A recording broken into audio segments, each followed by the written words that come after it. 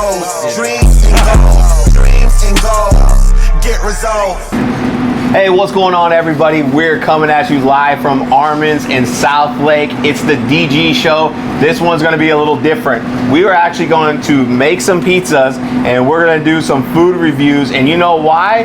Because I got my man Reach here from the Food Beast. Welcome. What's good? What's good? Thank you for having me. I love a good pizza. I know you do too. That's why we're here at Armin's. This is your spot? This is not my spot, but this is my spot. I mean, like your yeah, favorite spot, right? This is my favorite. So if you're in the DFW area, this is the spot, right? Okay. I drive 30 minutes to get this food. It's phenomenal. And so today we're gonna make a pizza. Let's do it. And then he's gonna make some special dishes. And then we're just talking about what you're doing. So we're gonna do a live pod, if you will. Yeah. Just a little bit about everything going on. I appreciate you visiting us from LA, and Ain't we're no excited thing. to have it. Ain't no thing. I'm happy to be here. Let's go. Let's go. All right, so today on the pod, man, we are gonna make a pizza. Yep. And I think we got Armin with us. So I think he's really gonna make the pizza. But as we're chopping it up, talking about, no pun intended, try to use some food. Since you got an amazing food blog out there, you got an amazing show out there doing some crazy stuff. I'm gonna find out from you, but I'm gonna make a cheese pizza. I'm gonna go basic. I'm a basic. Come man. on. I'm gonna be basic because I know. Here's why. Because this is the expert. And he's gonna make us some pizzas, and so I don't want to mess it up. You're like the Tim Duncan of pizzas. That's it. Big fundamentals, straight cheese. Fundamentals. Okay. Basics. We're gonna stay in the paint. Okay. Off the glass. Okay. That's what we're gonna do. I respect it. What kind of pizza are you gonna make? I want to do a white pie, Alfredo sauce, and throw some other stuff on there. See what we can do. I love a good creamy Alfredo sauce. So leave it up. So the guy who's got a podcast does the basic cheese. The guy who's got a food pod does something special. So here we go. Get in where you fit in. Exactly. Armin, what do we do? Let's go. Each of you grab the dough. Okay. Grab a dough right here. Grab a dough. All right. In that flour. Roll it in here. Drop one side and flip it over. All right. Dustin, how many times you tried to make a pizza? I tried one time, and when I say try, I use that very strongly. Try. Sprinkle some flour down there. Okay. All right. Let me get there. So we get delicate with it. Yeah. So hey, is that good? Perfect. A little bit more. Oh, perfect. Drop it down. So where's you're in LA, right? Yes, sir. All right. So what's the best pizza spot in LA? What would you recommend? Ooh, okay. So I have a couple spots. I'll go off top, Da Michele. Okay. Pizzeria Da Michele. It was the Eat, Pray, Love pizza. You remember that movie, Eat, Pray, Love, or something like that? So they were famous. They were out in Naples, and they opened up a location out in Hollywood. Fantastic Neapolitan style pizza. So Neapolitan. Yep. And then there's another spot on downtown LA called Danny Boy's. Okay. And this dude, he's from New York. Opened up a spot here over there in downtown LA. New York pies, and it's like damn near the closest thing to a New York pie out in LA. What do you think about Dave Portnoy's pizza reviews? I like how he keeps it a buck. Yeah. He keeps it real. So he comes in and he really he keeps that energy the same. Keeps it consistent with that same energy, and the man has a passion for pizza. Love it. So I gotta respect that. All right, what are we doing, Armin? Let's go. One hand on the outside. Okay. And just make your crust. So let's just flatten it out. Flatten it out. With a palm or? Yep, use your palm. Okay. There you go. Keep it. So I made a Neapolitan pizza before, but not like this. Yeah, What's we're doing a little New York style. Yeah, I've never made a New York style. The right way. What's your favorite kind of pizza? What do you like? What's your go-to style? I'm not picky because you know what? I'll enjoy a fancy Neapolitan artisan pizza as much as I'll enjoy Pizza Hut. It's just whatever tastes good to me. Like, I mean, look, I have that affinity for Pizza Hut because it has that buttery crust, and I grew up on that.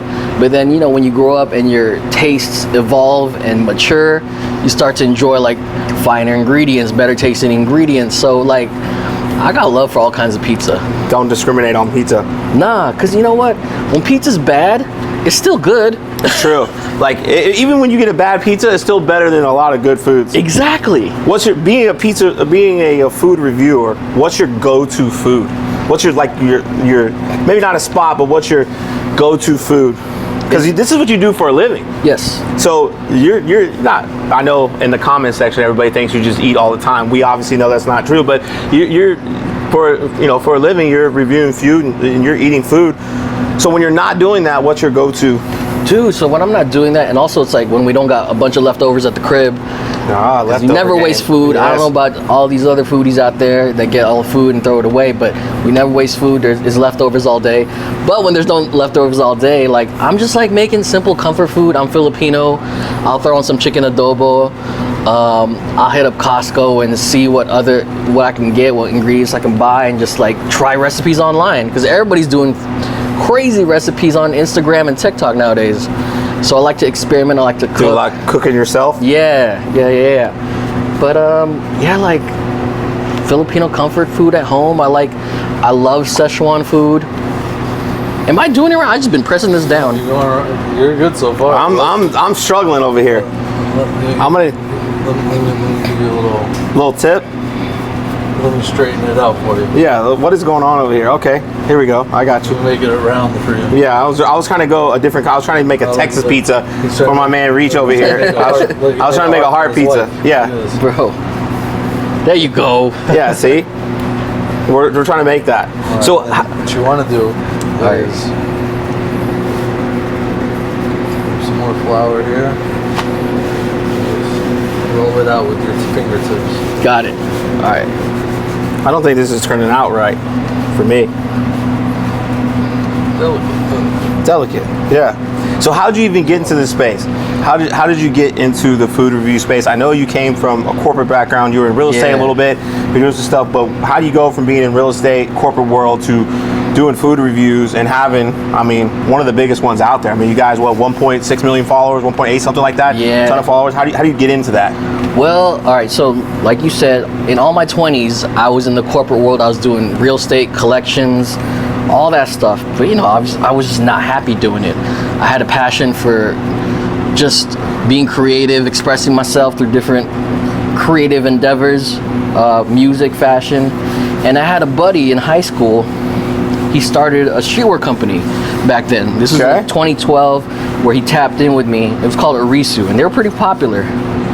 And he's like, hey, I know you like fashion, I know you like music, and I know you love writing. Are you still into that? I said, yeah. He's like, all right, well, I need somebody to create content for our website. And I was like, this is my pinky toe in the industry door. Yeah, all right. And I went and I was like, wait a minute, I got all these resources at my hand. I got a brand's resources where I could put content to life, whatever's in my head. So I started doing photo shoots with their clothing, like unique ways of presenting their clothing and their content. And they were impressed, and they made me editor-in-chief of the website. Wow. And I'm like, dude, I'm just a Tumblr kid, doing things like for fun. But now I'm like editor-in-chief of this popular streetwear brand. Yeah. And so when that brand went under, I was able to start making a name for myself about like what I can do. Oh, where you at? I'm trying, man. Yours looks way better. Mine's rough. So let's grab it with one hand. Okay. Now we're gonna slap it back and forth. Ooh, okay. Boom. This is mine's tricky. crumbling. I think I'm completely. What's the slapping do? What does it do? I gotta start over while you're going. Here, let me see this. I'm 0 for 1. You're just being too rough with it. Am I? Yeah. So It's a finesse. This is your first time making a pizza, though, right? Yes, sir. All right, now let me. All right. I'm gonna put your hands out like this. Okay. Okay, so your thumbs here. Yes, sir. So you're just gonna roll it like this. Got it. We're gonna edit this out. All right. Just keep going in circles. Just be soft with it so you don't rip. All right. So yeah, when that brand went under, another website hit me up because they were familiar with the work I did. It's called the Fifth Element Magazine, and so for there I was the managing editor. I started creating like dope content, started building my portfolio, and along the way I made friends with the Food Beast guys, and we kept in touch throughout the years, and they knew what I could do. And a couple years later, they tapped in with me. I was I remember they called me on a Thursday, Eli, and they're like, we have something that Just drop it on the screen. will be good for you. It'll be a good fit for you. I was like, when do I start? It was a Thursday, and he's like, we start Monday. I was like, say less. Let's go. And you're from LA, right? I grew up in Orange County. I was born in the Philippines. Okay. How long have you been in Cali? I've been in Cali since I was like 4, so Okay. long time. But yeah, Cali boy, Southern California boy. So this is a dream job in Cali doing this. Definitely a dream job, because I remember I manifested that. I put a Facebook status one time. I was like, whatever Anthony Bourdain does for a living, I want to do. That's awesome. And next thing you know, I'm out and about, highlighting food, highlighting restaurants, putting on for small businesses, and and telling people stories through food. Yeah. How much do you think that, like, you know, obviously it's easy to look back now and go, yeah, I knew I was going to do this, right? I was dreaming of it. But for people out there that maybe, you know, and I would assume we'll get into it, that you're not where you want to be yet, right? But you're on your way. How much of a part do you think that played of manifesting that? Putting out there on Facebook, hey, whatever he does, I'm going to do. And then being out there and doing that, right? I think it plays a huge part, because when you manifest that, that's like manifesting something is putting the directions into the GPS. You know, that sentence where I'm gonna do this, I'll be that. That's the address on the GPS of where you want to go. So Put it in there. Yep, it's crucial. Do we toss it? Oh wait, I didn't even get to toss. Oh! Wait, Yeah, you got to toss it. is it too late for me to? All right. Yeah, you have to know where you're going. As we toss this, I'm gonna know where this piece is gonna go. Where's this gonna land? Come on. 1, 2, 3. Oh snap! This is crazy. One more? One more. 1, 2, 3. Oh, you gotta get one on your own. Come on. I need more height. Let's go. I need more height. Ready? 1, 2, 3. Ooh! How was that? It's good? Good, awesome. Let's go. Let's go. So yeah, you have to lay out the roadmap and knowing where you want to go, right? Exactly. So just that manifestation is like a North Star. Love that. What's like the craziest thing? Maybe let's go craziest spot. We'll talk about food later. But what's like the craziest spot you've been to review food? Craziest spot. And it's a tough question, only because it's like I've been to so many. So many? I've been doing this damn near 8 years now. 8 years, wow. So craziest spot. I mean, like we went out to China once, and it's a trip out there. It feels like another world out there. And I went to this joint where it's just this small restaurant. It felt like you were in a house, but they served like this big ass platter of crawfish, right? And you feel like you're at someone's house, like upper room or whatever, and like homie just comes out, big ass crawfish, and you're just going to town on that big crawfish, but it doesn't even feel like you're in a restaurant. Yeah, it feels like you're in a home. Yeah, that's awesome. So that was cool. Dude, it's funny you asked that, because it's like it really makes me like kind of think of this different spots. Yeah, because now I'm realizing, I'm like, I've been to so many. It's like encyclopedic. All right, so drop this spoon. Okay. Grab a spoon. Drop it right in the middle. Okay. Ooh, I remember one. And then I was out in dump it. Drop the sauce. There you go. Okay, that looks nice. Okay. Go from the middle. Work your way in circles. Okay. Just keep going.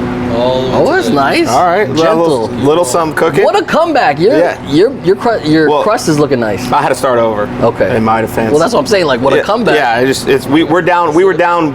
3-1. We were on the verge of losing the series. We had to regroup. Perfect. All right. But yeah, the other spot I could think of, I was out in Verona, Italy, You got to go to Italy, yeah. and we were at this spot that was like hundreds of years old, and then we went down in this wine cellar, and straight up there was this bottle of wine that was like from the 1700s. Wow, you got to try some? No. They won't let you try They that? didn't advise trying it, Yeah. but just to have that there and just to know Crazy. like it's been around for that long. Yeah. It's pretty surreal. That's awesome. Yeah. All right, we're gonna make these pizzas, and then we're gonna get into this. Armin, throw some cheese on here. Yes, sir. All right, I'm going cheese. I went with the white So- sauce. I know We're he's going got it white cooking sauce. up. We got white sauce. We're gonna. Armin, is mine? I think mine's a little too thin. Is that good? Okay. He knew this was amateur hour, but this is the first pizza, so this is great. So we do the same thing with him. Just get some right and smack in the middle and just spread it out with ice cream. Do I start the cheese in the middle? Sorry. No, we're at the edges. Just on the edges? There you go. Get closer with it. So watch this. Just grab it like this, Camera guy's laughing at me. As you know, and then just get lower with it. get low. Yeah. Nah, they don't. They can't underestimate you. Look at this comeback. We're trying over here. I don't know if anyone's gonna eat this pizza. I'm gonna make. What's your go? What do you, is there a particular food you like to review the most? Is it? I mean, that's a great question. Like, I'm in LA, so it's a great Mexican food town. Tacos, right? Sleeping on the tacos, so good. Taco town, burrito town, just great Mexican food. Yeah. Out in the San Gabriel Valley, I love Szechuan food. Like, I don't know why, but for some reason I get asked that question. Szechuan food like really just comes to mind for me. I just love that numbing flavor. Love that. Yeah. Am I good here? Do I need a little more? A little more cheese, especially on the edges here. Yeah. We're hurting over here. Any? It's a cheese pie. You got to load up. I might extra cheese. You know. Get that sauce around. Close to the edges here. I got it. You're ready to cheese it up. All right. You are way ahead of me, bro. Well, it's. I think I. Good now a little bit more. This is. Good. Listen, please do not feed this to the guest. And by I mean guests, I mean us and anyone else for that matter. We are trying it though. We are. Thank God we're gonna try ours first, and then we're gonna get the good stuff to come out with Armin. He's got a couple surprise dishes for us. When it comes to Italian food, obviously he's gonna make some pizzas. He's got some special dishes. What's a food you liked? Italian food outside of pizza. What's your go-to Ooh, dish there? Yeah, that's a great question. I just love a good cream pasta. Ooh, good cream pasta. Yeah, I mean, I get it, like, there's the red sauces, and that's very prevalent, but just a nice creamy cream, pasta. yeah. I love that. What do we got, Armin? We need more cheese? I think I'm ready for cheese. Yeah, and cheese it up. Dustin, we can throw yours in there. Are we throwing mine in? Uh-oh. Bro, you are out in the lead. Yeah, but it's not about how fast you get in there, it's about how it tastes, and unfortunately... What you mean? That's looking right. Here we go. Here. All right. You sure this is not the first time? Or you sure this is not one of your first times? This is literally my second time to ever try to Okay. make a pizza. I'm gonna grab the cheese here. Cheese it up. Cheese it up. Oh, I see garlic. Can I throw garlic in there? Oh, yeah. I want it extra cheese. What's your favorite topping on a pizza? Or what would you recommend for somebody to try topping on a pizza? Dude, I love sausage. Good sausage pizza. Italian sausage. Cause you know what, like, it has that little crisp to it. Yeah. So I'm a big texture fiend. So I like the crisp on the sausage and the savoriness of it, the herbs in the sausage, the little saltiness you get from it. Yeah. So I guess that would be my favorite topping. What about maybe like an unexpected topping on a pizza that you've tried that you would enjoy? Ooh. Dude, that's a good question. I once had, what was that? An ostrich pizza. Really? Yeah. How was that? It was a little tough, Yeah. but like, it didn't gross me out or anything. I was like, all right, it's fine. Like I said, bad pizza's still good pizza. So good pizza. Ostrich pizza. Man. Had ostrich pizza. I had to dig deep in the vaults for that one. Yeah, that's go way back. Ostrich pizza. All right, this is the garlic. Should I just spoon this on or? Yeah, use your fingers and just get this cheese and Spread it a little more around the edges. All right. Cool. Just generous sprinkle. Whenever the recipe calls for 2 cloves of garlic, I go 4 cloves. I mean, you can't do enough. To me, no, you can't have enough garlic or cheese. Yep. Facts. Big facts. So just get it extra garlicky. Maybe a little bit more. What's this cheese right here? Parmesan cheese. Let me get some parm. I got the garlic hands though. It's all good. Use with the left. Go left. And dexterous like Braun. All right, this is looking good. See, this is what happens. You start throwing on the extra ingredients. There's all white piece. We get garlic. We got Parmesan. We got the Alfredo sauce. I was told the higher you go, you better spread of coverage. Right here. All right. Any other toppings you want to throw on there? Yeah, like sausage. I said sausage is good. Mushrooms, Okay. pepperoni. You got Canadian bacon, onions, peppers. All right, olives, cool. Tomatoes. Sausage. Spread it all around. All right. Don't be shy with it. I shall not. With food, I am not shy. Never ever. At all. This is great, man. On the pod, making pizzas. Is this looking good to you? I know you like a simple cheese pizza. Look, I'm actually looking forward to trying it. Okay. I actually think it's looking really good. It's looking better than mine. Let's go. I might have to change it up. Let's go. When you go Italian food, what's the go-to app? Or maybe what's the best? You don't have to say the place, but what's the best app you've ever had at an Italian food place? I love calamari. Calamari's a hit. Calamari is a hit. It's hard to mess up calamari. You'd be surprised at some places. It can get rubbery, but like yeah. a well done calamari is top notch. Yeah. Sprinkle a little One more sausage? mozzarella whenever you're done with the topping. Okay. Good to go. Got it. Okay. So it kind of like acts as a binder for the toppings, right? Exactly. Got you. What if you just make the best hit pizza there is? That's like right there.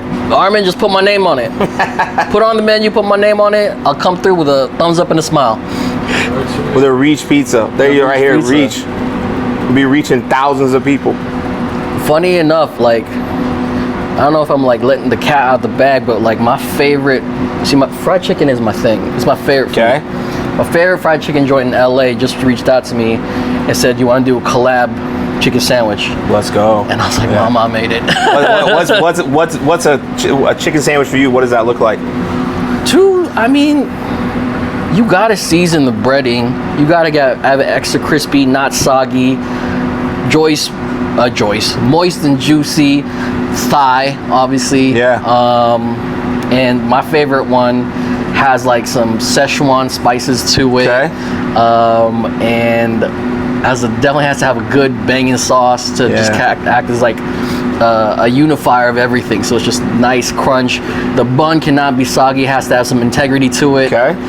It's just the little things. Yeah, this is where I go, and I want to ask an expert, is chicken for breakfast or for dinner? Because I love chicken and waffles. We just had some fire chicken and waffles in Vegas. Bro. It was the peach cobbler chicken and waffles. It was fire. What? Where? The spot in Vegas. Can't think of the name of it. We also had some great chicken and waffles. It was at Breakfast Club in LA. Okay. Breakfast Club's in Hollywood. Yes. Phenomenal spot. Great little spot. But my debate is always, is fried chicken for breakfast or is it for dinner? I think it's for both Both. because it's so versatile. But then again, you're asking a fried chicken fiend. Yeah. And If you could only pick one, and fried chicken one, would you have it for breakfast or for dinner? I'm a breakfast guy, so I'll go breakfast. Let's go. I'll go for breakfast. I love a good chicken and waffles. It's such a versatile dish that you can do so many things with it. I think we'll keep this simple. This is a mushroom and sausage white There we pie. go. Okay. Well, those- Ready to take yours out? Are we ready to take it out? sir. Oh man, already? Are you sure?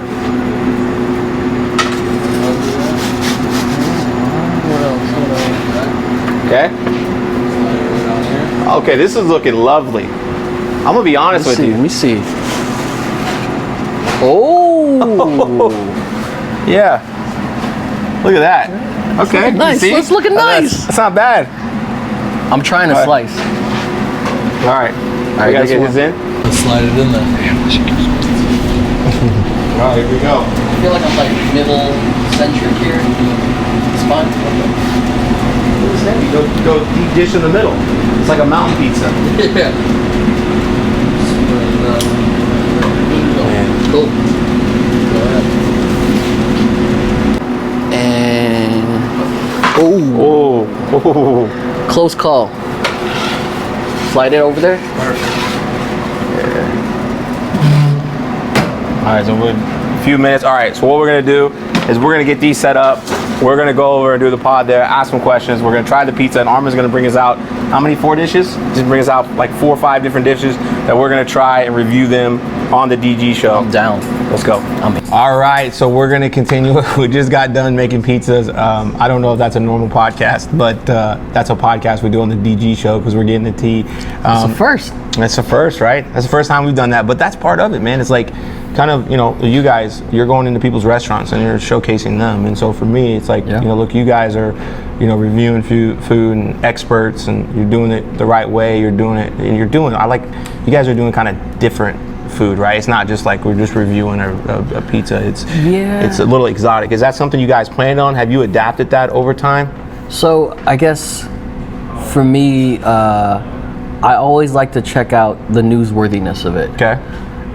But also what's cool is the food can tell the news or be story worthy so much. Yeah. It's the people behind the food. No, absolutely. That create like great, so not even create, but they tell their such unique stories. Each person's story is so unique. So you put that together with how they tell that story through food. Yep. And it makes for such interesting, compelling content to me. That's awesome. I love that. How do you guys come up with who you're going to review? Do you guys typically look at the food first or the people first?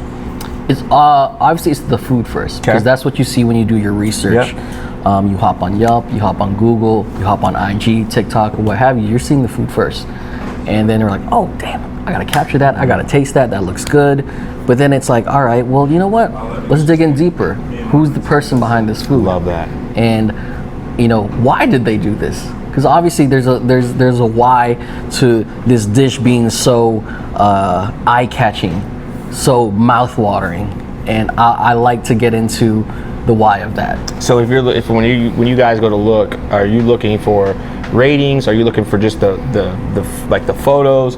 Like you know, like right now we're gonna go, hey, we're in Dallas, Texas. We're gonna go review these 3 spots. Yeah. What would we look for exactly to review a spot? When it comes to research for a spot that I want to highlight or that we want to highlight, I don't look at reviews at all. Really? Because for that purpose, my experience can be different for someone who did leave a bad review. Absolutely. Yeah. And I want to give a fair shake to any restaurant. Cool. Love that. And I don't want that to influence my experience. And it's always fair. Here's one thing: a lot of restaurants, when they open, people come in, they try it, and they line up. They want to go ahead and experience it, try it, and then they start leaving bad reviews. But they gotta realize, like, restaurants need to have their legs under them for the first couple months. And you got to give them the grace to fine tune, hone in after the opening. Yeah. And so it's like unfair to the restaurant and to you yourself as a customer and a diner to really get that full experience within the first couple of months of opening a restaurant. Yeah. And I think diners need to give that respect and that grace to restaurants and restaurant owners and realize, like, they're willing and they want to iron out the kinks. Yeah. So I don't pay attention to the reviews too much. So just looking at kind of the food that's actually on the menu or the photos. Exactly. First and foremost, because the food speaks to you. Like, we eat with our eyes. Yeah. No, 100%. And do you guys look for? It just seems like, do you guys look for like just kind of different style foods? Because it looks like to me you guys are going after. You know, I saw the other day it was like a a hot pizza, right? And then it was like a burger that was thick and fried, which I want to talk to about. I know you guys did it on about make burgers big again, right? Make them thick again. Are you guys looking for that? I don't want to call it exotic, but more exotic kind of specialty dishes is really what you're looking for? Yeah. I mean, it goes back to the newsworthiness of it. Get with the news.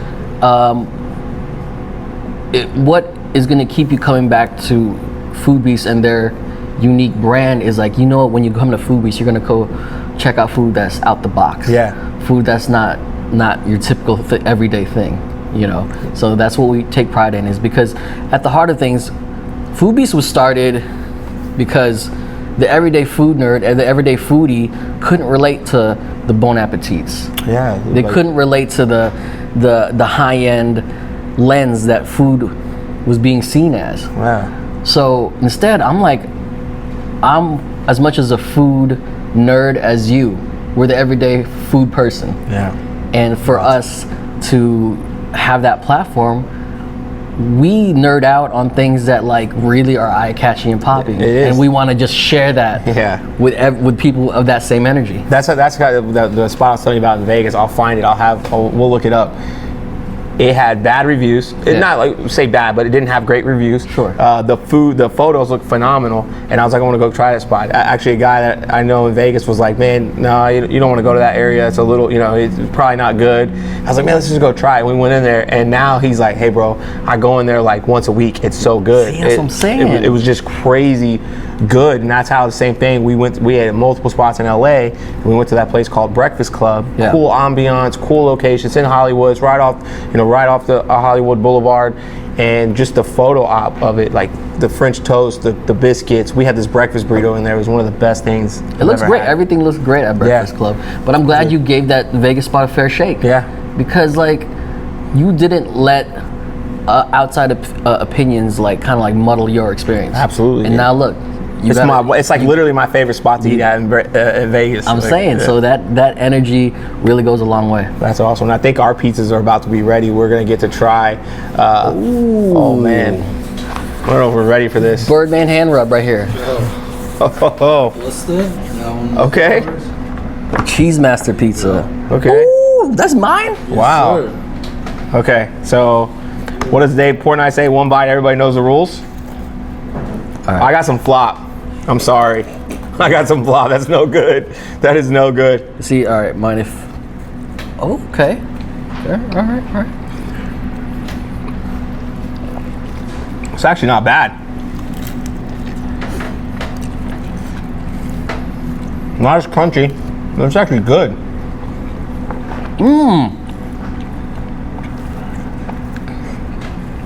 Not bad. If I was gonna go on a scale though, I feel like Dave Portnoy would probably give me, I'm gonna say because of the flop, I'm gonna say 6.2. That's my pizza. Mine kind of holds up though. I'm not here to toot my own horn, but you know what? Toot. Let me see.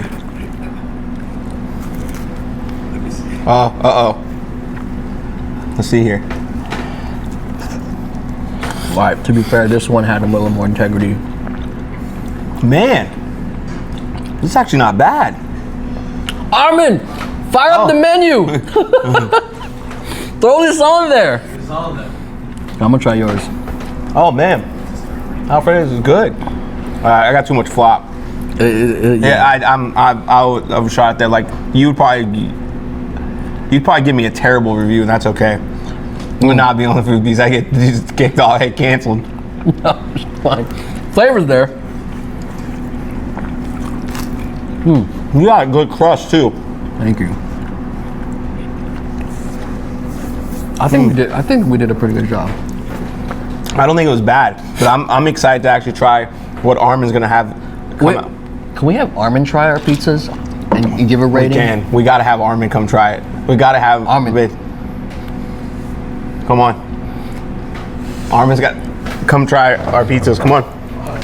Come on. Get in here. Oh, he can't try. He's fasting. Okay. We gotta make it for later. Well, I'm fatting, so I'll try it for you. It's good, but he's got something coming out for us. Okay. Yes. So, let's talk about. You said how you got started. Okay. Right? Because I think that's important. This is what you guys do for a living, but you're highlighting other people's businesses and you're giving them an opportunity to showcase, which you don't have to do, right? You guys have a major platform. You're doing some big things. How did this start, right? Let's start there. Like, how did this start? How long have you guys been doing it? So, Eli Aruth, he's the founder of Food Beast. Okay. And he started, I believe in college, I think 2008 or something like that. Yeah. And going back to where I said, like, he set out to be the food website for those that couldn't relate to the Bon Appetits. Yeah. The everyday foodie that just, you know what? What's Carl's Jr.'s newest burger looking like? Yeah. Is it worth it? Is it good? What's this like new pizza spot that opened up? Like, how is it? Like, it's just like your everyday food, and we wanted to give a platform for people that just couldn't relate to like the highfalutin stuff. Yeah. And the lens that they were looking at food. Yeah. Did you think though when you guys started that it would lead to this, or was it kind of like we're gonna start this off as, you know, a side hustle or just a hobby? What was the beginning? Like, okay, because I mean you guys are doing big stuff, right? Did it set out to be that way? Was that the original plan? I think so, because it's like when you find your lane and your niche, Just go all in. you go all in. Yeah. And you'll find that when you fulfill that certain niche, like people will come and they'll mess with that energy. They'll become fans. They'll subscribe to the content, and so from there, like it just only makes sense to grow that and to feed into that. Do you think too you were doing a bunch of stuff for, you know, streetwear, which I feel like is art, right? Like streetwear it's art. It's almost like saying you're not highlighting your, you know, khaki shorts and a polo, right? Like your streetwear is art. Yeah. There's a lot of creative stuff that goes into it. Do you think you being in that field had a lot of impact on you with the food to be creative? And if so, how did that, you know, the streetwear help you? Absolutely, because with streetwear, I was trying to tell a story with the clothes and trying to present it in a way that people will just gravitate towards. Yeah. And now I'm using that same energy and kind of like that blueprint with food. Okay. And it's like, all right, how do I effectively tell this person's story through their food and present it in a way where, like, I'm clicking I'm clicking the bookmark on this. I want to go to this restaurant and try it. You know, that was a great fundamental and a great foundation to build off of. Is just because, like I said earlier, at the end of the day, we eat with our eyes, right? Yeah. When you consume fashion, it's aesthetics first. Absolutely. And then the great brands, they have substance to it. The fans gravitate towards that story. They feel connection to that. So now it's like building that connection through food, through what people see on their plate. If you could pick a food, if you could pick a food that would describe you, what would be the food that would describe you as a person? Fried chicken. Fried chicken, the guy with the tat. Yeah. What kind of fried chicken? Okay, I like a good wet batter. It's just a nice earth-shattering crunch. I'm here to make noise. I'm here to disrupt, but also to do it with flavor. There we go. And a sense of comfort, because I want you to relate to what I'm trying to say. I want you to relate to the stories I'm trying to tell. And if you could relate to comfort food like fried chicken, and actually people do relate to comfort food like fried chicken. They do. Plus it's versatile. They fit with everybody. What is it, like? It's really cool to see. You know, you could. I don't want to say make or break someone's business, right? But you can add. You can bring a ton of value to it. What kind of impact have you guys had on, especially too, because you're doing not the, say, everyday, you know, luxury food, right? Like it's for me, and I like that. I actually look for kind of hole in the wall, off the wall. Those to me have always been kind of the best spots, right? I think you have to go into a restaurant. It's either a cool ambiance, like a cool story, like the place tells a story, which to me is sometimes if a place tells a story, sometimes the food is, right? Or it's like this hole in the wall where, you know, it's like the food's what they got and they're all in on the food. But if you have these small businesses that you're highlighting, what kind of impact have you guys made and been able to make not only for the community but in people's lives when it comes to, you know, the businesses? That's what really gives me comfort, is knowing that when a restaurant hits us up and we're like, oh, we had to hire extra people because of the demand from your video. Wow, really? Or like the next day, oh my gosh, there's a line out the door and down our building after the video posted. So it's like, that means so much to me. That's awesome. Because it's always the people behind the food. The food, like I said, it can go only so far. It can only entice you so much. But the people behind the food they're the ones making it. Yeah, they are the food, essentially. They are the food, and if we help tell their story and it resonates with the fans, resonates with patrons, customers, then they'll keep coming back. Yeah. Have you had a story, one or two, or one that stood out where a business, sometimes you don't know if they're struggling, right? Like but have you had a story that maybe you've impacted one particular business to where maybe they're going out of business, or they were struggling, or couldn't get profiting, or or something where you remember a story like, wow, I changed that person's life, that person this, whatever. Is there any stories that come to mind with that? I'm glad you pointed that out, because like when we come in to highlight a restaurant or a story, we don't necessarily know if they're struggling or not. Yeah. We just come in and we're like, we resonate with your food. We want to help tell the food story and help tell your story. But at the same time, like I don't know what they're going through. Yeah, you don't know. You're going for the food, which is good to know because it's authentic. It's keeping the show authentic. We're not going in there because you're struggling and you paid us. We're going in there regardless because we like your food. Exactly. And I don't know that. So to answer your question, I don't think anything comes to mind, because like I don't know from the jump if they're struggling or not. And if it does help a struggling restaurant, I mean, that makes me even happier. Yeah, that's great. Like I love that. Do you guys typically, where do most of your reviews come from? Are you guys just typically reviewing food in LA? I know you're here in Dallas traveling. Yeah. How often are you guys traveling to review food? So we are SoCal based, so obviously like we skew towards restaurants to what's available to us. Yeah. But we do like to travel. Pre-pandemic, we were going like I said, we were out in Italy, we're out in China, and Japan also. But it's really hard to say. I mean, when the opportunity presents itself, we'll go out and travel and check out and highlight the local cuisine for sure. Yeah, I mean, just for Dallas, like I had the opportunity. I knew that I had the opportunity to be in Dallas, so I was like looking up, doing research, linked up with Manny, and he was putting me on some spots. And Filipino brothers. Right? Yes. I think every Filipino friend of mine is like a food expert. Is that a thing? Like, is that part of it? Is that part of the culture? I got to know. Is that part of the culture? If you pull up to a Filipino household, you'll be offered food. They'll be like, have you eaten yet? Yes. If you pull up to a Filipino party, they'll point to you. Before anything, they're going to point to where the food is at. And they'll shove a plate in your face and be like, come, eat. Yeah. So yes, like we're all into food. We're all about hospitality. We want to make sure that the guest is good, that you're good, our friends are good, and our love language is through food. But not mad at me, because that's what I said when I hit up Manny. When I want to know a food spot, I think I found the best wing spot ever because of Manny. It's like, I love food. When did you know that food is what you want to do? You mentioned earlier, you're like, this is get me in that lane, right? Yeah. And when you got they called, you just said yes. You didn't even care what it was. But at what point in your life did you realize that food is what you want to do? And like, what happened to lead you to that? Like, this is what I want to do. I think it's a big influence is Anthony Bourdain. That's awesome. What he was doing was you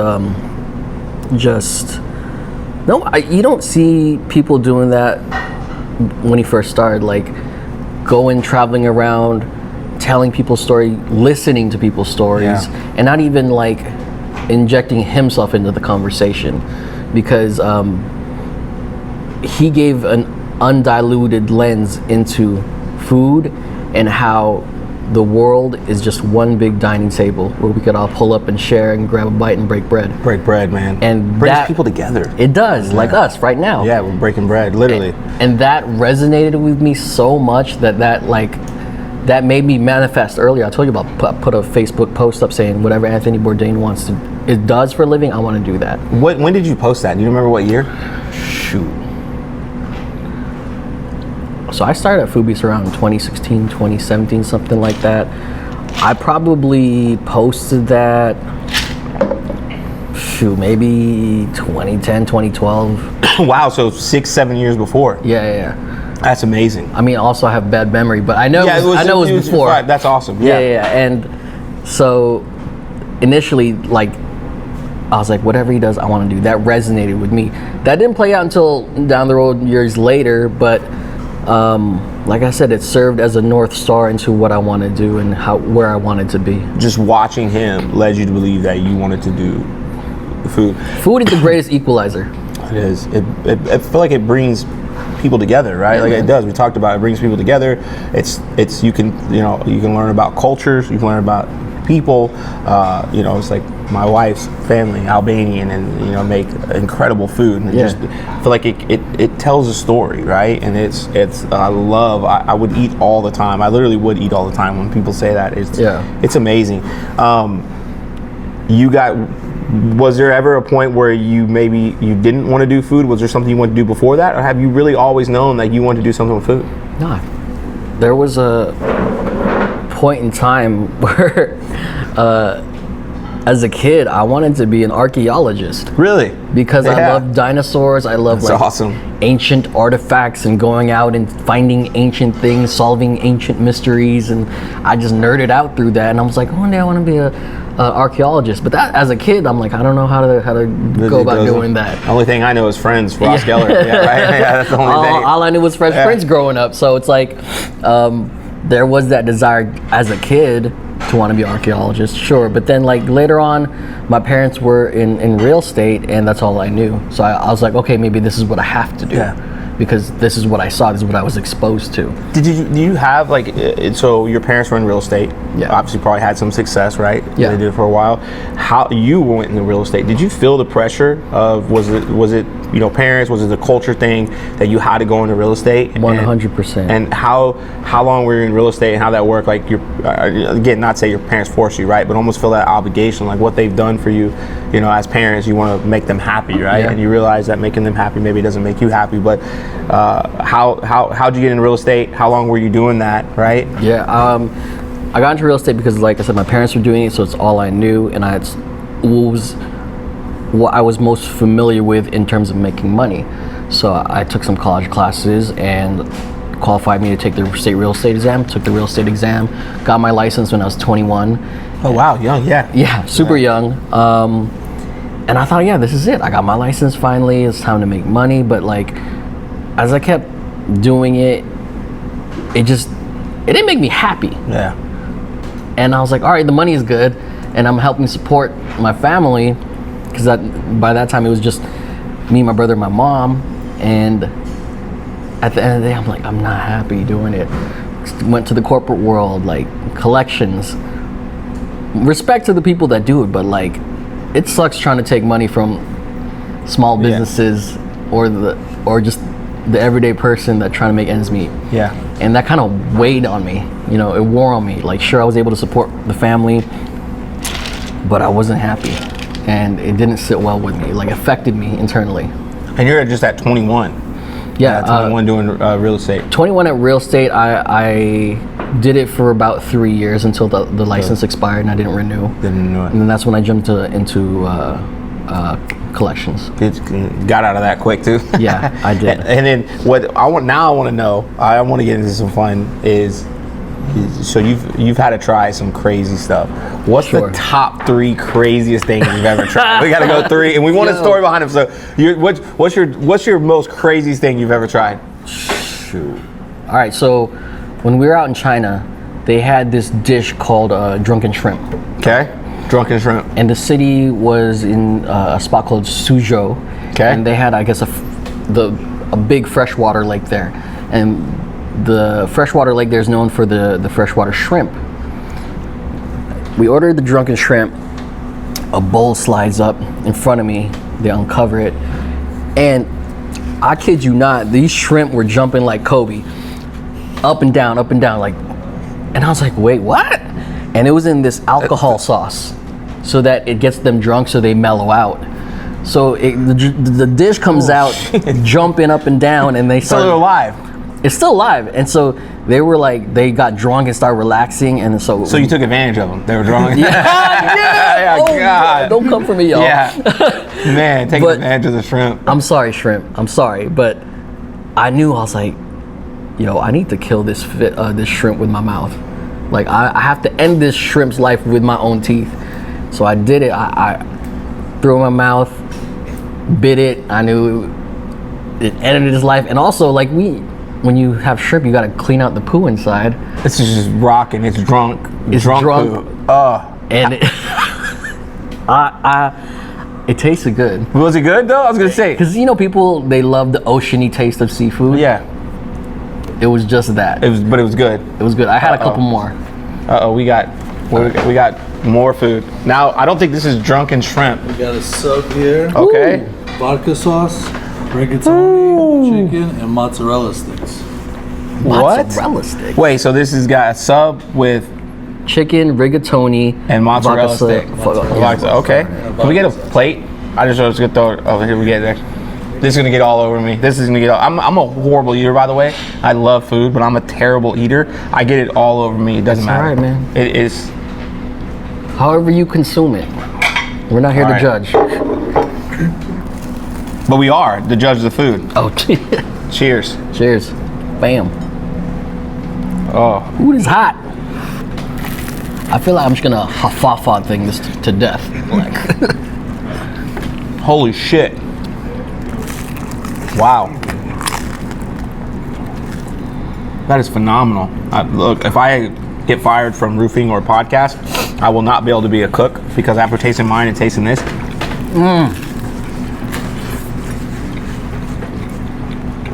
I'm looking at Armin because like, Oh my God. bro, come on. Let me go shake your hand. Oh wow. I don't know how you rate a sub or a sandwich, but that is absolutely phenomenal. You could start with the bread. The bread is, look, The bread is it got the nice crisp and it's pillowy on the inside. It's not soggy. It's holding up everything. It's holding down the fort for all the ingredients. look, if I was gonna rate this on a pizza scale, Okay. I'm gonna use one bite because that I love watching Dave Portnight because we talked about this earlier. He gives an authentic review, and I think he's fucking hilarious. Which is just hilarious. The Dragon Pizza one's still one of my favorite episodes, and I just love he throws it out there. Look, this bread's crunchy, like you said, but it's got a good flavor. But I always hate when you're eating a sandwich or a sub when the bread flavor overwhelms the flavor of the sandwich. But then you get this little bit of spice in there, and you can taste the pink sauce, but you got the flavor of the cheese. Right. And another thing, I don't know if you noticed this, Dustin, but with a lot of cheesy dishes, a lot of times how you fuck up is the whole thing tastes like cheese. Yes, it overwhelms it. But the cheese is kind of like, The last flavor I taste. it provides that meltiness, it provides that cheesy stretch, but man, it plays well with the ingredients. Look, I would say, if I was basing this off a pizza scale, Okay. this might be an 8.5, 8.6. This is phenomenal. I'm gonna go with that. This is phenomenal. I would say 8.5. I'm gonna go 8.6. I'm gonna say 8.6. Dave Portnight 8.6. This is, I can't even do one bite. This is an 8.5 for me. This is 8.5. Oh my God, it's phenomenal. Like, that is, wow. Oh my God. So when you're rating stuff, how are you guys rating it? Like for the people that don't know, you go in, let's say you're coming in to a place, let's just use pizza joint, right? And you're doing a specialty pizza. What's your score? What's your rating? How do you rate it? Funny thing is that we don't necessarily, I don't necessarily Rate it? rate it. More of a review? I highlight. Okay. So it's kind of like, I don't look as myself as like some critic or like I'm gonna give you 10 out of 10, 9 out of 9, 8 out of whatever. I just, if it's good, It's good. it deserves to be told. Yeah. The story deserves to be told. If it's not, the restaurant owners, I feel, go through so much shit already that I'd rather tell them off camera, hey, it was kind of like this, it was kind of like that, so that our platform doesn't negatively highlight them, and it gives them the chance to fix it. To fix it. So I love that. So you go into a restaurant, let's use mine for an example, because obviously we came here, it's good. You eat my pizza, it's floppy, it's bad, the photos, because I think mine's an example. Mine actually looked good, but it wasn't bad, but it didn't hold up. So you come into mine, you review it, and you're like, you got to highlight, like, man, this isn't that good, like this is subpar. Do you still air that? No. Do you still show? So you don't show it? No. So like, if you go to me and you say, hey, you need to maybe fix X, Y, Z. When you do that, have you had any owners freak out on you? No. No, they're cool. Even if you tell them they're like, hey, your shit sucks, sorry, but you just gotta come up with the same energy. Like I'm gonna come at you with respect. Yeah. And you get that in return, because it's like more so like I'm concerned because like, hey man, like I don't know like how your business is going, but like I just want to give some feedback based on my experience, and hopefully as a restaurateur, hopefully as a restaurateur, like you kind of take that into consideration. I won't be able to air this, I won't be able to highlight this because I can't put my stamp on it, can't put the Foodbeast stamp on it.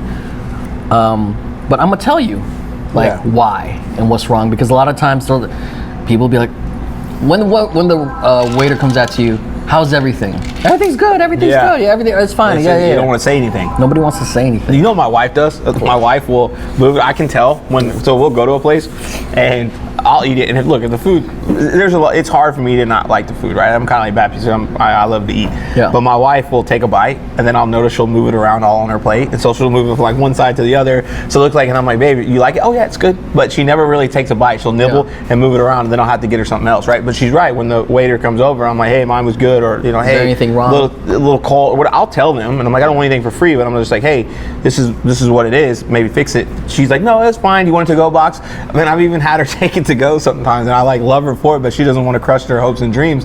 But you're not reviewing it, so you're saving them. I mean, at the end of the day, like, yeah, you're not highlighting it, but if you throw out a bad review, or if you were to say, hey, this is terrible, you could literally crush their business, because people that were going to go there that watched you wouldn't. Now, do you ever have people that say, hey, take the feedback, great, I appreciate it. Do they ever reach back out to you and say, hey, we did some things to try it, once you guys come re-review it? Yes, but I can't pinpoint any specific ones that you've gone to. Thankfully, there has been very few and far between where I'm like, it wasn't good. It was that bad where I didn't want to highlight it. I'll always give feedback and some constructive criticism. And one thing is, like, if a restaurateur, the owner, the waiter asks for feedback, you got to give it to them. Yeah, you got to give it to them, because a lot of times people want to avoid that, I guess, confrontational moment or whatever, or being honest with them, but they're really looking for feedback. They need it, right? They're trying to get better. If you, I mean, obviously, I love that you guys don't crush them, and then you're giving them feedback, right? You're trying to, constructive criticism, and I think people too. We were joking about this, I think, off camera. You're like, yeah, the comments, people think all you do is eat, right? Like, you eat all day, but there's a lot that goes into it. And so some of the stuff that obviously it's fun. You get to eat the food, you get to go film it, you highlight it. Cool people, great restaurants, but like, what are some of the stuff that you have to do behind the scenes for even this to happen, right? It's not just walk into a restaurant and go, hey. And the reason I want to tell this story is because the follow-up is like, what could people do if they do want to do this type of reviews, right? But what kind of work goes in it for you and the team just to even get to this point? One, it's a collective effort on vetting that, hey, we do all want to highlight this spot. Next step is game planning. All right, how do we present it in a way where we're telling the story right, we're telling the story well, and we're telling the story through the Foodbeast lens? So we got to game plan that. Now we got to game plan, like, all right, so we have this restaurant highlight, but how else can we get other content from it? What's the breakout video? Oh, that's awesome. What's the other piece of content we can get from that? What platform does that go on? Then you gotta coordinate with the restaurant, setting up the shoot before you go and shoot there. After that, once you get the content, our team handles the editing. And then me on the editorial end, I gotta, craft a story to help supplement that video. So you're writing the stories. So if I go to the Foodbeast website right now, you're the writer. I mean, shout out to a bunch of our contributors. I manage a team of contributors that write for Foodbeast, and I also write articles for Foodbeast. So yeah, you'll find my name on there. Yeah, that was actually one of your first passions, right? Writing. Writing is my first passion. How do you like writing? What, like, what, songs, literature, poetry, just review? Creative writing and poetry. Yeah. I'll start with that because I'm a sucker for creative self-expression. That's awesome. And that plays out. What I gravitated towards was the pen and being able to use words as like a playground to express something different. So that's what I loved about writing. I think for me, like, I have situations that I put myself in that help create that creativity, right? Like for me, people will say you're so creative. We were talking about earlier, like the content, right? Like you're trying to create content, and it's a creative side. It's literally you're creating content. And people are like, oh, it just comes naturally to you. And I'm like, it doesn't though. I'm actually like I actually feel that I'm not very creative, but I love to create. Yeah. And so I try to put myself in an That's a little bit of environment. imposter syndrome though, huh? It is. It's like it's a weird situation. Like I don't actually think I'm very creative at all. But I love to create, right? I love, like, actually the funnest part of running a business for me, besides the people and building the people, is creating something. Yeah. Like I love that, being able to create something from nothing. Yeah. But I'm actually not very creative. But I like to be certain places or with certain people that I feel like spark creativity and they get me like going, and then write it down. So for you, is there, like, when you want to, hey, I want to write this masterpiece, is there somewhere you go? Is there something you do to kind of get you in that frame of mind? It starts from the top, from the beginning, where I'm amped to highlight and write about something, and I feel passionate about it. So then now it's like, all right, everything just flows. Everything That's awesome. just falls into place from there because I have that passion, I have that excitement. Excitement is contagious. Yeah, it is, man. It really is. Whether you want to put a friend onto a restaurant, I'm like, bro, this is the best wings Gotta ever. go to the spot. Yeah. It's always the best wings ever. Oh man, you gotta try it. Of course I'm gonna try it. Yeah. You tell me it's the best thing ever, I want the best thing I want ever. it. Yeah, absolutely. You're telling me, oh, you gotta meet this guy, he's the coolest dude. I wanna meet the coolest Yeah. dude. So it's really just that the initial passion that you have for something is what helps everything else fall into place. For people out there, we just touched on this in a second, but I see so many people. We talked about it. I said I was going to do burger reviews because we love burgers, and every time we travel, we always get like go burgers. We said burgers or tacos, right? Yeah. And I know you told me about a taco tour, so I'm going to make you pick. I'm going to give you the answers to the test or the question about doing 5 taco tour when we go to LA because we go a lot. We're going to hit you up. Less. But I see people like reviewing food, right, all the time. There's a lot that goes into it. We just talked about that. You guys are editing, you're setting up, you're screening, you're researching. But for somebody out there, just say there's a young cat. His parents are making him go into real estate. He's unhappy. He loves food. He's a creator. What should he do, or she, to get into, like, maybe not reviewing food, highlighting food, whatever it is, reviewing food, highlighting food. What should they do to start with that type of dream? Don't be afraid of that 9 to 5 because it's gonna help support your dream. So once you're, like, again, it starts with that passion. So if you have that passion to do that, you're gonna make time to go out and try different food and create content for that. But what's gonna support that? It takes money to make money. Yeah. So don't be afraid of the 9 to 5. Don't be afraid of the grind, and it'll get there. If you, it's a cliche, but trust the process for sure.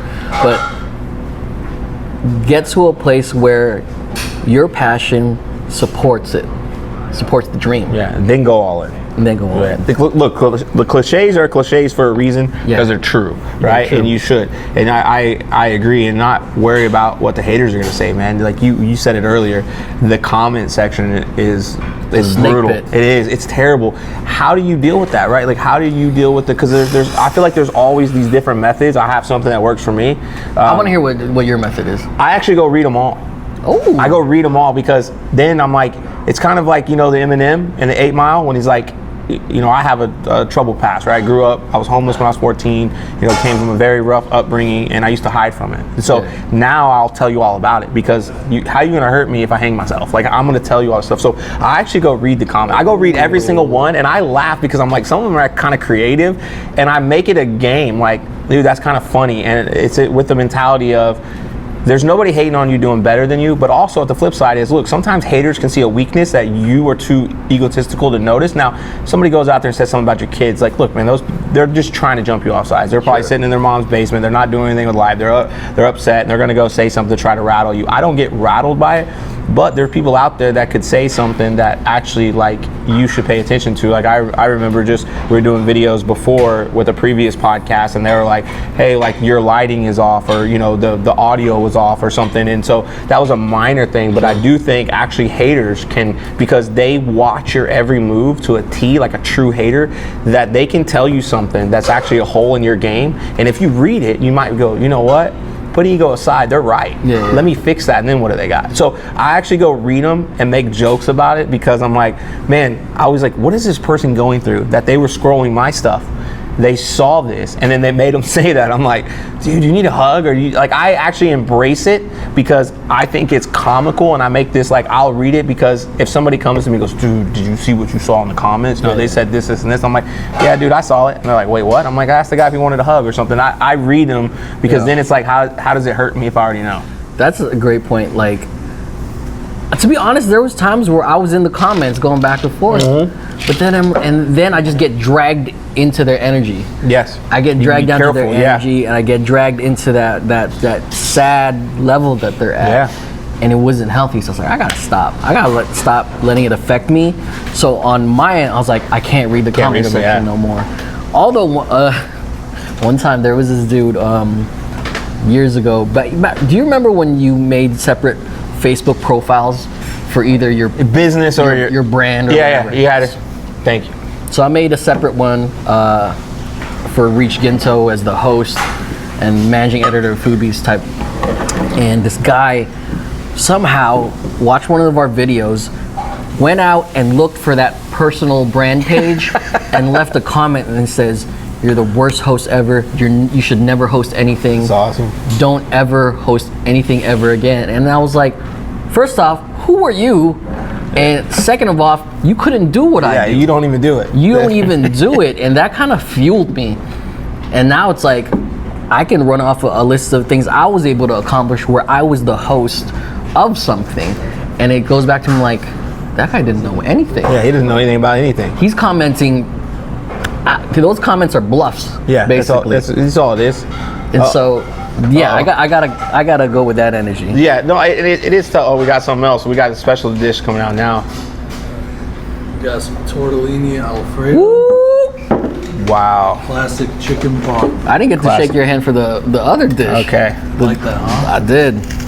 Okay. Enjoy. The sandwich. Pizzas are next. More pizzas. Not mad at Say that. the best for last. All right. You said you like the pizza. What'd you say, calamari?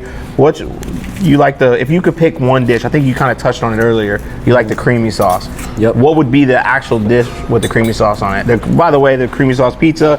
Let's take that out. But would it? Ooh. I'm not picky when it comes to pasta. Just as long as that creamy sauce is there. Then you're good with it. Yeah, I'm good with it. That's the foundation. Anything else is a plus. I like a good lasagna. I think obviously classic, but a lobster ravioli. That's a good one. Oh my God. So Amen. You done did it again. All right. So the classic chicken arm.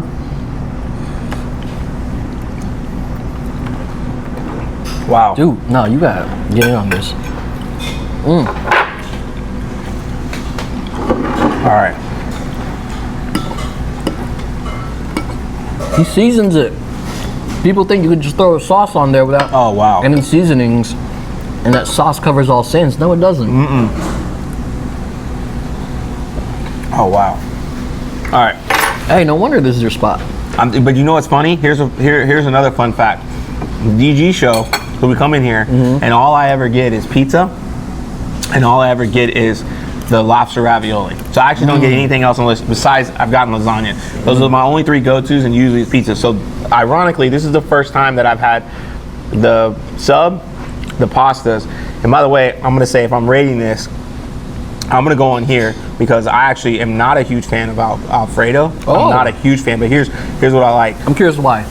I don't know. I like more pink sauce if I go. But I will say on this, seasoned, but definitely not overwhelming. I like the pasta. It wasn't crunchy, but it wasn't too soft. It had a good firm flavor to it. Not too much seasoning. And what I liked about it was I think this is why I don't like the sauce and why I enjoyed this. I feel like they put too much sauce on it. It's swimming. They drown it. Yeah. Yes, and then you can't enjoy the pasta or the seasoning because it's drowning. This was light sauce. I loved it. I'll be honest with you, I'm not a fan, but I'd go like a 7.7, 7.8 on this. You probably enjoy this more, you hear it, but I'm gonna go on this. I'm gonna go an 8.2 because the cheese, I felt like I tasted every piece of it. I felt like I tasted the sauce, I tasted the chicken, I tasted the breading, and then I tasted the cheese with the seasoning. Like it was almost like I could taste every flavor instead of becoming one.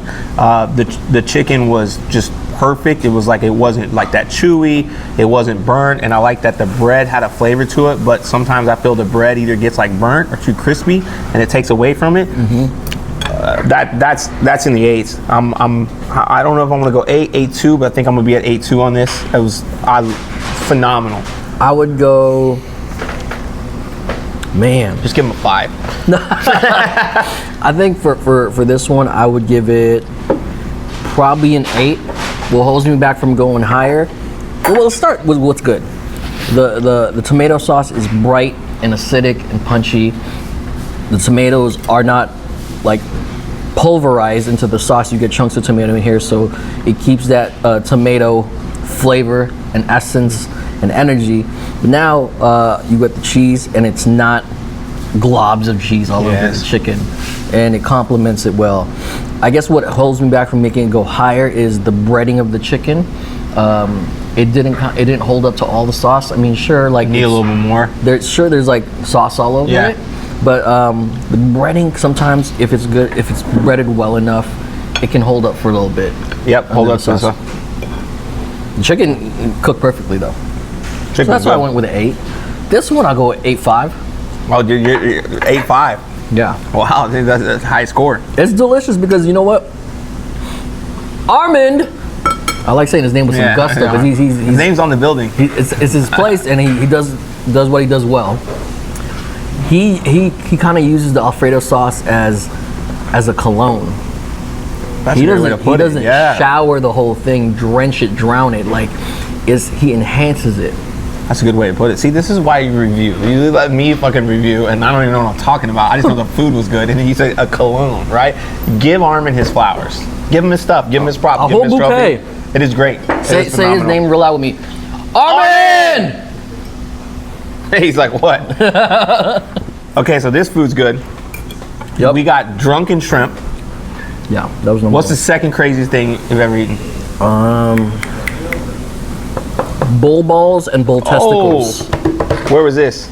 Bull balls was out here in Fort Worth. Oh, wow. Where? Riata. Oh, Riata. Yeah, they have bull balls? Rocky Mountain oysters is what they call it. Yeah. Breaded and fried. And look, How was it? it was great. I really enjoyed it. All right. I was eating them things like chicken tenders. But Riata is a fantastic Phenomenal. spot. Yeah. One of the best steaks I've ever had. Really? Yeah, I know. I mean, they're good. They're really, really good. My wife's from Fort Worth and loves it. One of the best you've ever had. Yeah. Ben, one of the best I've ever had. So yeah, it was the bull testicles, and another restaurant I had was like bull penis. Wow. Yeah. And they're both good? I'm like, I've never had penis or balls in my mouth of any kind. And I'm curious now, only what they tasted like from the food standpoint. Between the bat and the ball, I did not enjoy the bat. You did not enjoy that. You're more of a ball guy. Yeah. So more of a ball guy than a bat guy. Okay, fair enough. I'm a pitcher. Yeah. What was the third? So drunken shrimp, bull balls, penis, not a fan. Third one. Dude, okay. Ostrich egg. Really? That Holy, thing I was gonna is say, like it's huge. this big, and it just comes out, plops, and it's just, the yolk is like literally this large. I say that wild because like, how often do you see an ostrich egg? I don't think I've ever seen one. And to see an egg of that size and magnitude And you eat it. and eat it was pretty wild. But how did it taste? Tastes like an egg. It's an egg. Egg tastes like an egg. Egg tastes like Spoiler egg. alert. Yeah. Egg tastes like an egg. But nah, like just to have that visual of this big ass egg, like it was pretty wild. Yeah. Have you ever had anyone? Something that popped in is, I know you haven't had really any negative experiences from the food, but have you ever had a restaurant that was like, no, we don't want you to do anything here? Dude, okay, I got a story for that. All right, here we're getting the tea with DG. This is So there was this restaurant. Their PR reached out to us. Okay. We won't name names. Suckers. No names except for the chef that disrespected us, Wes Welker. I mean, not Wes Welker. Oh, I was gonna say Wes Welker, this football player gone chef. Come on, bro. His name is Wes Wetzel or something like that. Okay. So they reached out to us. They're like, "Oh, we want you to highlight our deer burger." Okay. All right, cool. That seems unique. We'll go out there. We get there. It was me and my guy Pete, who's doing the camera, and the chef comes out, and he's like, "What are you doing here?" Like, not even like a hi or hello. Yeah, He's like, "What are you doing one here?" of those guys. I'm like, "Oh, you guys invited us out to highlight your deer burger, so we're gonna highlight it. He's like, no, you're not. I'm like, what do you mean? No, we're not. Like, you asked us to come here. Yeah.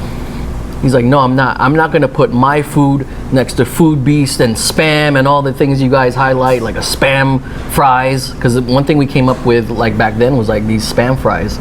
It was like Spam cut up like fries and breaded. It was really good. And he was just like being a big food snob. I'm not putting my name next to that. I'm not putting my food next to Spam fries. And like he's like, leave right now, and just like was kind of like cussing us out. And he was like yelling at, I could take it, and I just didn't appreciate him talking to my buddy Pete like that. So I was like, wait a minute, like, nah, like you need to come back here and you know, it's like y'all were invited. Yeah. He walked away, the PR lady came, and I was like, I told her what happened. She's like, oh my gosh, please no, don't write about this. Like, it's yeah, we'll talk with Chef or whatever. But I was like, all right, let me think about it. Because like, that platform that we have, like, it's a big platform, yeah. It could have some ramifications. And when I put this article up, at the end of the day, I was like, you know what, fuck it, like, fuck this guy. Yeah, she should. He disrespected me, us, and it was like, who are you to be like, I'm not putting my food bro, you got hush puppies on your menu. Yeah. You know. I mean, it's food. It's food, like. You're highlighting all kinds. It'd be different if you guys were a particular, like you only highlighted pizza and you said, I'm gonna go try this burger. And he's like, hey, I don't really want to do that because of, you know, that's not what you guys do. But you guys do everything. Yeah. You try everything. And so you wrote the article. I wrote the article about my experience of how that chef disrespected us. And it got picked up by Eater. Oh, no good, Wes. Yeah. So it did get some traction, did get some eyes. But so it's fair to say Reach has some reach. I guess so. You know, I guess so. But that's one particular. What happened? Did they reach back out? Did anybody reach out to you guys, the PR people, owner, chef again? They were just like, I hope you don't write about this. And I said, and I think this is years ago, but I was like, you're asking me to not do my job. Yeah, that's the whole point. But if you come at it a different way, you probably wouldn't have wrote the article, right? Had the guy reached out in a different way, or at least reach back out. I mean, it's your business. If you're that passionate about it, I mean, I don't understand the whole getting upset, cussing out when you were invited, but if you would have reached out, let's say the next day and say, hey man, I'm sorry, had a bad day. That's not what I want to do. Here's why. And maybe you write the article still, maybe you don't. But if the guy apologized, you're probably like, you know what, man, let's give this guy another opportunity. I wouldn't have written it. There you go. See? But I wouldn't have written it. You get the ego in the way. And so we're not highlighting the restaurant. We highlighted him, so I'm assuming he's no longer at that restaurant. I don't think so. He's not out there. Shocker, right? I don't know. I don't. I didn't put too much energy into the aftermath. It's terrible. You hate to see that because I don't know if this is for you, but this is for me. I don't consider myself a food expert. I love food though, right? I literally, like, eating is just seeing food. I think I send my wife more reels on Instagram from Disney treats than anything else. It's just like, you gotta stop. Like, I send her these, I get my whole Instagram feed, right? When you go to people's feeds, you can just see what they watch. It's literally like leadership, sales training. It's all I watch. Like, I guess you call it motivational videos. Sure. And like food, of people making the little sweets and different stuff. And but when I go into a restaurant, like I would say I don't like the fancy stuff, right? There's nothing wrong with it. Like, I like to eat a good steak or whatever, but sometimes to me, the food could be, I don't want to say subpar, it sounds, but the service and the people in there. Like, when somebody comes out, I'll use the example of me. I love sushi, probably one of my favorite food. When we go to like a small sushi spot, I'm always like, hey, I like spicy, I like this. Yeah. Can you whip me something up, right? And the chef does his little, I'll say, I like 2 rolls, I like spicy, I like jalapenos, cilantro. Mix it up, get creative. And if it's up to me if I don't like it, right? And you know, some people are like, no, I'm not gonna do that. I'm like, all right, well, I don't wanna eat here. But I love when the people come over and they're like, hey, I made this for you, here's what I did, whatever. And it makes it, to me, even when the food's not as good, it makes the food elevate because of the people, the service, right? It's such an experience. And I guess kind of the question for you guys is, like, when you go in these places sometimes and you get great service and great food, Does that make the food taste better? Absolutely. Hospitality is the extra ingredient. Yeah, it is. Is the extra seasoning, because now it's like, all right, I feel great about what's on my plate. I feel great about what I'm tasting. Now I feel great because I feel like I'm a king eating. Yeah. I feel like that. I feel like $100 eating at this establishment, and that goes a long way. Yeah, that's huge for any restaurant owners, or let's say you're a waiter, you're a manager, you're an owner. What are some things, 2, 3, 5, whatever it is, like tips that people could do to help with the hospitality when you come in a restaurant, right? Like you've gone a lot, so like give them a nugget, like, hey, you know what? When you go into places, maybe take care of this. Like I remember watching something on, was it Bar Rescue? I think with John Taffer. And he used to talk about it's credible, right? Yeah. And I always thought maybe it's probably a little staged, but I remember he was telling people, like when they opened a restaurant, he would say, hey, I would go in there, and if it was their first time, I would give them a chip or whatever it was. It was like, this is their first time. And he was like, I would always give them a free appetizer, and then I would tell them next time they came in, free entree, and then a free dessert, so they'd come back 3 times. But he'd always give them something free and make sure he took care of them. And I was like, wow, man, like that's going next level for your people. But a lot of times, like for me, I've gone into restaurants where the food's probably average, but I keep going back because there's a spot actually in Frisco that we go to, Sushi Spot. It's really the only place we go out to eat. The it's above average. It's good, right? But it's not the best sushi I've ever had. It's fine. Yeah, it's just fine. But they give us the same table every single time. Cool. They take care of the family because I have 3 kids. They put us there. They make sure the kids are taken care of. They make sure, and the experience for me is what it's about. And so that's the only place I would want to go, right? So it makes the food, call it a 7 to a 9 to me. Yeah. So what are I'm getting long-winded, but what are like 3 to 5 things that you say, hey, this is what you could do if you own a restaurant, run a restaurant, to help people the experience when they come in? Be receptive to feedback.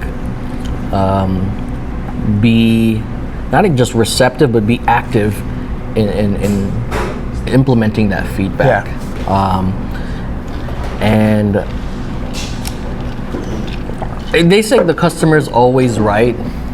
I disagree. Sometimes customers are assholes. That's true. And Customer's always right unless I don't want to earn your business. yeah, exactly. That's a great question. You got me thoughtful about it. Yeah. But I guess just being an active listener to your customer. Yeah. A lot of people will ask you, how are you? Just for the sake of asking how you are. But I'm like, Dustin, how are you? I'm looking and I'm like, bro, how are you? Really pay attention. And you're gonna tell me. Yeah. I asked you that for a reason, because I want to know how you are. So I guess for restaurant owners, like, how was your meal? How was your experience? And they give, if the customer's willing to give feedback, like really digest that and really give thought to that. Yeah. Yeah. And I think, and I know for me, as a consumer, right, is I love that because you're touching on the people component, right? Be open to feedback, whether you ask for feedback. And I think too is kind of plays off, acknowledge. I feel like a lot of people acknowledge people, right? Like it's crazy to me, especially if I go into a restaurant and you don't even like say hi, and it can be busy, right? So you're thoughtful of it. Like if the restaurant's packed, they're not going to run over to your table and say it. But when you see it's busy and you see someone coming over to check on you, see someone coming over to take care of you. Like I'll use this example. We ate at 2 restaurants recently, and one of them we had tried on Uber Eats and it was phenomenal. So we decided to go in there. We went in there and the guy was bartending, and I was like, what is taking so long? This restaurant's not that busy. But then I realized he was the bartender and he was serving tables because they were short staffed. I gave that guy like pretty big tip on a small check, like almost double, because I saw him hustling and I was like, wow, I appreciate it. On the flip side, we went to a restaurant where it was like 15 minutes where someone helped us. Oh man, it was the best for last week's pizza. And it bothered me because one more pizza for you guys to try. Oh my God. More. I mean, a plate. So, okay. Mozzarella stick pizza with ranch. Holy shit. Armin taking care of this. So we got vodka pizza. Mozzarella stick pizza. It's that Albanian hospitality. Let's go. How many years have you been pizza? How many years have you won Best Pizza? 5 years in a row. 5 years, and we're about to find out. All right, so this is a what? That's the vodka pizza. Little flop. All right, what's this? All right. The mozzarella stick pizza? Oh man. Man, look at that. Wow.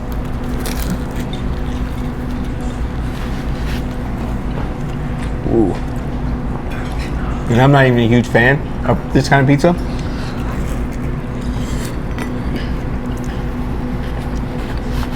Great flavor.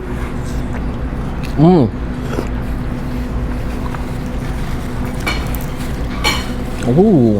Man.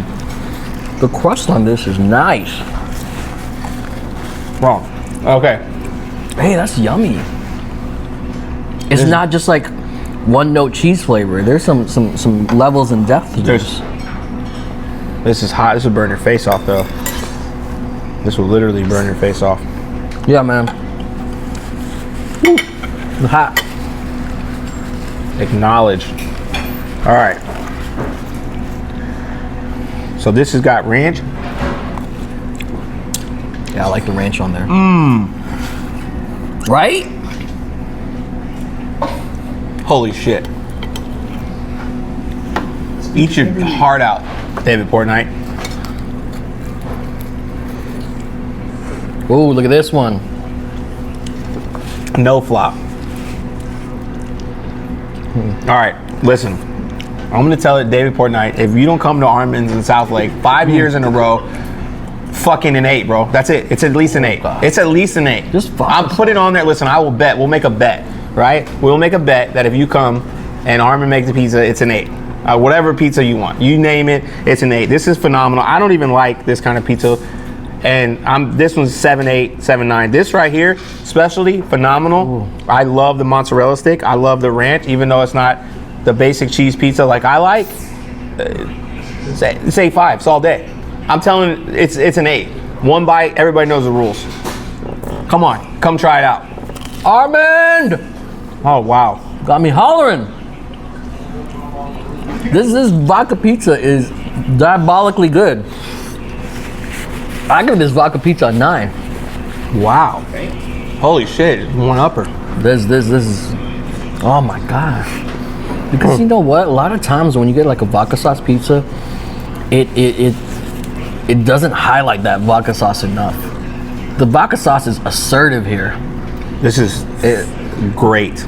It's vodka sauce that announces its presence with its chest. I was gonna say, of all the dishes we tried, what's been your favorite? I know, take my pizza out of it because I know that was your top, but if you take the one that I made out of the equation, which was your best dish you tried? So we had the sandwich. We had the sandwich. We had the Alfredo. We had the chicken parm. We had the 2 pizzas. Which one? This one. The vodka pizza. The vodka pizza is your favorite? Banging. That would make me a return visitor. I think I like the sandwich. The sandwich is great. Good. The sandwich was great. The vodka was phenomenal. Man, what a great episode to be able to sit here and eat pizza and eat food. I didn't even get to rate this one. I'd give this an 8.5. Really? Yeah. Oh, see? Look. Hey, Armin. Give me props, man. I got that special Chick-fil-A inspired pizza. Okay. Oh, we got Chick-fil-A We got next. the grand finale. Grand finale. We got one more. Grand closing. What? I'm saving room for this, Take this specialty pizza. to go. Oh my God. We're gonna get. I acknowledge Armand. I acknowledge him. The food beast throws it down. Yeah. What do you like to do outside of reviewing food, right? Outside of writing, if you're not writing, you're not reviewing food. What are you doing? Just relaxing, man. It's a busy job, busy lifestyle. Traveling a lot. Yeah, I just like to chill home, relax, play some PS5. Yeah, okay. What's your go-to game? Right now, surprisingly, is The Sims. Really? I grew up, I'm like, I would never play that game. Now you're playing it. As I'm playing like 2K. Yeah. I guess 2K and Sims. This is the way to go. Yeah, I also like music. I've like just DJ'd for myself since like 2001 in high school. You know, yeah. What about? I know we're gonna do this because we're going back to LA. We do a lot of fight stuff out there. You have to come to one of the fights. It's really cool. We do a Oh yeah, I love league with watching Up fights. Next. Really? I'm a boxing nerd. I love watching MMA. All right. Well, we do there's a league out there we sponsor called Up Next. They're like up and coming MMA league. Phenomenal, man. Great fights. They do it in LA. They do it in Burbank. Great family, dude. It's incredible. We have a lot of fun when we go out there. But we had some tacos the other day in LA that were like some of the best tacos I ever had. I don't know why. It was at the mall in Hollywood on the top floor. What's that little mall? It's right there by the Hollywood theater. Island. And we were looking at the Kobe mural, and then we found this little taco spot in the corner. It was so good. Okay. I can't remember the name of it, but if we're doing a tour of LA, and then it'll have to be in particular order. So mind you, this is no order. Taco tour, which we're gonna do, by the way. Sure. What are the 5 spots you gotta hit on a taco tour when you're in LA or surrounding areas? Mariscos, Jalisco, Sonora Town. What's that? I'm slipping right now. I'll skip to another. Zamora Brothers, Tacos Elguera, Tacos Los Guichos. Sounds good. Yeah. These spots are in the cut too. They're like they're in there. They're gonna be hard to find. Some of them, yeah. Yeah, but what do you think makes a good taco? Like what's of these places? Maybe they have something to come, but like what makes these 5 special, or what makes a great taco, especially out in LA, right? Like I feel like we laugh because we're in Texas and we have Tex-Mex and we think we have good. And when I went to LA, I was like, oh my God, this is incredible. Like this is nothing like what we have. Dude, I mean, the best thing about LA is just the variety of style of tacos you can get. Because when you ask me that question, all the spots that I named are good for a particular taco. They're all different. Okay. They're all different. Yeah. Mariscos Jalisco is like, you go there for their shrimp tacos dorado, the crispy shrimp tacos. Oh, right. That's, oh my gosh, it's phenomenal. One of the best bites to me in the whole city. Wow, okay. It's up there. It's up there. Sonora Town, you go there for their perfectly charred, smoky, fire grilled meats, and their impeccable handmade tortillas. You know, so you know what you're gonna get. Zamora Brothers. I'm getting more hungry. They do. Now I want some tacos. Dude, Zamora Brothers, they do carnitas right, you know, and they cook fantastic pork belly and carnitas and chicharron, and like, so you go there for that. Yeah.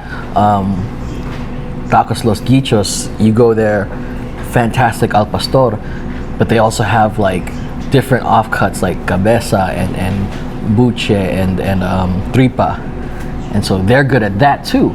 So that's the beauty of it. I think tortillas, though, to me, tortillas and the salsa, like the hot sauce, are really big. Like it goes a long way. Bro, if you got weak hot sauce, I'm out. If you got weak tortilla, I'm out. I can't do it. Ain't no such thing as a halfway salsa. Woo! Chick-fil-A pizza. Are you gonna have me hollering your name again? I want to hear you screaming. Oh, no. Hey, yo! Wow, it's that kind of party. Anything goes on the DG show. Hey, Dustin, I can get used to these food shows. Bro, you like this, huh? We're gonna do some burgers. We're gonna do an LA tour. Oh, look at that! Look at that! Woo! All right, this is what? Chick-fil-A. So wait, so this has the Chick-fil-A barbecue sauce as the meat sauce. Chick-fil-A barbecue as the base, and then mozzarella cheese, their nuggets, and Chick-fil-A sauce.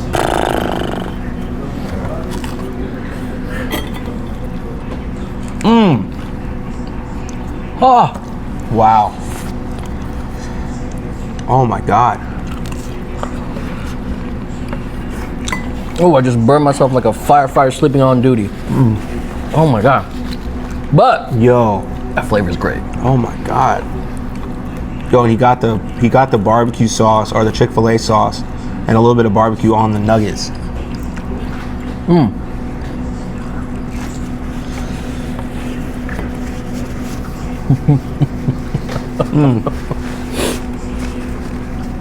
You know what? This is so silly, but it's so good. I hope Chick-fil-A's not pissed at us, but this is phenomenal. No, man. How could they be? This is like highlighting their ingredients. I mean, you could at home. We showed you how to make a pizza. You could go get the ingredients from Chick-fil-A. You can make this at home. Probably not gonna be as good. That's phenomenal. Specialty pizza. I don't know if I like it as much as the mozzarella, but it's there. It's definitely there. I'll give it an 8.5. It's there. It's so good. Yeah. It is so good. First of all, before we go, we have to thank Armin's in South Lake, Texas, Armin! for letting us sit in his place and film, record, and try this incredible food. What a 5 guy. years in a row, #1 pizza in South Lake. What a guy. Incredible. They've been here, 30 years? And we just want to thank you first and foremost. And then, I want to thank you, Reach, for coming out here and stopping in and taking time out of your day, man, giving us some insight. Dustin, thank you. I think it's so cool to be able to talk to people in their element and talk about food, right? And I think this is a lesson for everyone is, I feel like even 10, 15, 20 years ago, recently, there's people still out there that don't think that you can take your passion and turn it into a business, right? And you can. Find what wakes you up in the morning and burns your soul and go all in with that, right? Go all in with food. And I think you said it earlier. You're like, don't be afraid early on for your main hustle, to fuel have the your dream. job. And you have to. Look, and a lot of people, you don't need a side hustle, you need a main hustle, right? And that's the main thing you need. And so there's times you got to pay the bills, but you can go outside of that. If you're a food person, man, just start driving Uber Eats. Like, you're going to get ahead of the game. Like, to me, I'm thinking I'm driving Uber Eats, I'm learning restaurants while I'm filming content. But I mean, look, I look at you turn food into a business, right? But you're helping people, and you're in turn doing some amazing things for the community. I appreciate what you do. I love seeing people win, man. Thank you for being on the DG show, and I cannot wait to go out to LA and do this taco tour. So I'll take care of you, bro. Let's do it. I got you. Thank I got you. you.